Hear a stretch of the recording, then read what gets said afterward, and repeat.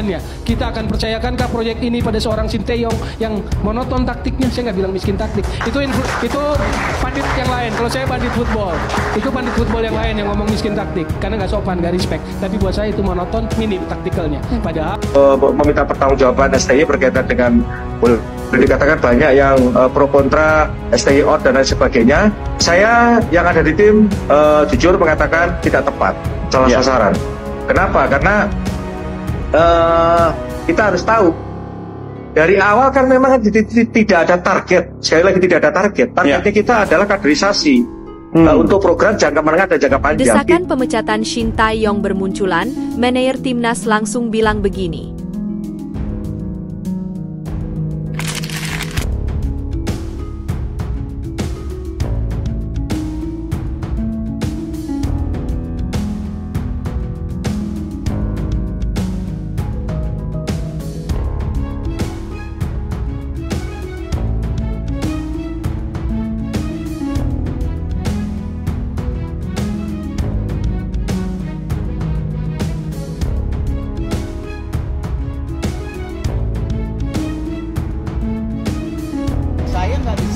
Bicara per game.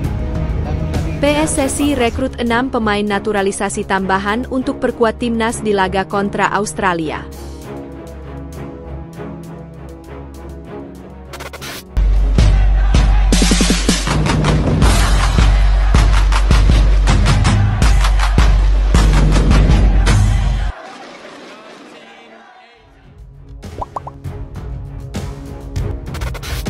Desakan pemecatan Shin Tae-yong bermunculan, manajer timnas langsung bilang begini. Pelatih STY, Shin Tae-yong, gagal meloloskan tim nasional atau timnas Indonesia ke babak semifinal Piala AFF 2024. Pasca kegagalan tersebut, bermunculan desakan agar PSSI memecat STY. Manajer timnas Indonesia, Kombes Pol Sumarji angkat bicara mengenai desakan tersebut. Menurut dia, seruan untuk memecat STY sangat tidak masuk akal. Jika ada yang meminta pertanggungjawaban STY atas hasil di Piala AFF 2024, itu sama sekali salah sasaran, ujar Sumarji. Sumarji menambahkan, sejak awal, STY tidak diberikan target tinggi saat mengarungi Piala AFF 2024. Piala AFF 2024 dijadikan sebagai target untuk mematangkan skuad. Salah satunya, menuju SEA Games 2025 Thailand. Karena itu, pemain-pemain yang diturunkan adalah skuad muda. Jadi, kritik yang menyudutkan seperti itu salah alamat dan tidak tepat. Kita semua harus memahami bahwa sejak awal tidak ada target tinggi yang dibeban kepada timnas Indonesia pada ajang Piala AFF 024, tegasnya. Target kami adalah kaderisasi untuk program jangka menengah dan panjang. Sebenarnya, saya berulang kali ditanya itu. Tapi, saya konsisten dalam menjawabnya, imbuh mantan Kapolresta Sidoarjo tersebut. Sumarji menilai desakan untuk memecat STY pasca kegagalan pada AFF Cup 2024 tidak tepat. Kecuali, jika nanti pelatih asal Korea Selatan tersebut gagal mengantarkan timnas Indonesia ke putaran final Piala Dunia 2026. Saat ini, timnas Indonesia masih memiliki peluang untuk mewakili Asia di Piala Dunia 2026. Ya, kecuali STY tidak berhasil di kualifikasi Piala Dunia nanti. Itu silakan. Kalau sekarang ini kegagalan di AFF Cup 2024 dijadikan sasaran supaya STY out adalah sangat salah, tegasnya. Meski demikian, Chief Operating Officer (COO) Bayangkara Presisi Indonesia FC itu memastikan STY akan dievaluasi pasca kegagalan pada Piala AFF 2024. Tapi, bukan berarti diganti. Evaluasi itu ya evaluasi permainan, evaluasi taktik, evaluasi pemanggilan pemain. Itu kami lakukan, tegas manajer timnas Indonesia saat meraih medali emas pada ajang SEA Games 2023 Kamboja tersebut. PSSI rekrut 6 pemain naturalisasi tambahan untuk perkuat timnas di laga kontra Australia. Dalam mempersiapkan laga melawan Australia pada laga lanjutan kualifikasi Piala Dunia 2026 zona Asia bulan Maret 2025 nanti, PSSI rekrut 6 pemain naturalisasi tambahan. Setelah berhasil mencapai posisi ketiga klasemen Grup C kualifikasi Piala Dunia 2026 zona Asia ronde ketiga, Indonesia masih harus menghadapi beberapa laga untuk bisa lega. Dan pertandingan terdekat adalah laga kontra Australia pada 20 Maret 2025 di Sydney Football Stadium, Sydney. Tentunya skuad Garuda yang dibina oleh Shin Tae-yong ini membidik hasil positif dalam laga tersebut, setidaknya berakhir imbang. Untuk lolos ke Piala Dunia 2026, Indonesia harus berada di posisi kedua klasemen, dan untuk berlanjut ke ronde keempat maka harus ada di posisi keempat.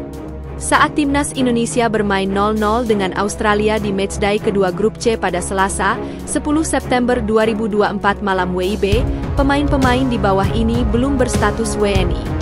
Beberapa bulan kemudian, sebagian dari pemain di bawah ini telah memperoleh paspor Indonesia.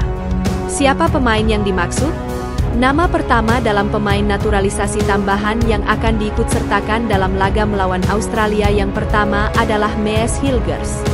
Melansir dari Transfermarkt, pemain asal FC Twente ini memiliki nilai 151,9 miliar rupiah. Saat timnas Indonesia melawan Australia, Mees Hilgers diharapkan dalam kondisi bugar.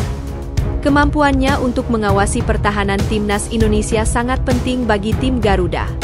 Nomor 2 Kevin Dix. Kevin Dix adalah pemain yang berpengalaman dibandingkan dengan namanya. Ia telah bermain untuk klub-klub top Eropa seperti Manchester United dan Bayern Munich, dan ia memiliki banyak caps di Liga Champions. Kevin Dix diharapkan untuk menggunakan Shin Tae-yong sebagai wingback kanan dalam pola 3-4-1-2 yang dirancang oleh Shin Tae-yong. Nomor 3 Eliano Rangers. Setelah mendapatkan paspor Indonesia pada akhir September 2024, Eliano Rangers belum bermain saat timnas Indonesia menahan Australia 0-0 pada 10 September 2024. Setelah debutnya melawan Bahrain pada 10 Oktober 2024, dia belum lagi bermain untuk timnas Indonesia. Yang keempat Ula Romeni. Karena Ragnar Oratmangoen tidak dapat bermain melawan Australia karena terkena akumulasi kartu, kehadiran Ula Romeni sangat penting untuk meningkatkan kekuatan timnas Indonesia. Pemain sepak bola berusia 24 tahun itu, bersama tim Gepens dan Dion Marks, dilaporkan akan menjalani sumpah WNI. Ula Romeni akan bermain di lini depan timnas Indonesia bersama Rafael Struijk dalam pola 3-4-1-2 yang dirancang Shin Tae-yong. Nomor 5 Tim Gepens. Kehadiran tim Gepens dapat meningkatkan persaingan di posisi wingback kiri, yang telah dipenuhi oleh Kelvin Verdong, Nathan Choi Aon, Shane Patinama, dan Pratama Arhan sebelumnya. Yang terakhir Dion Marks.